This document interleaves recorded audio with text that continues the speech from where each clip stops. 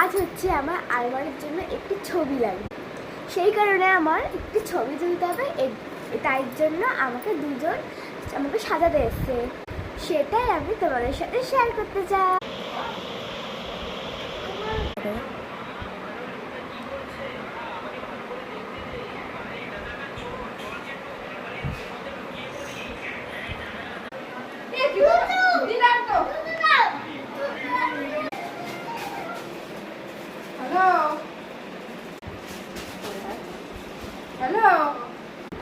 আমি কিন্তু চুল ছাড়া রাখবো, তোমরা ভেবো না আমি চুল বাঁধবো।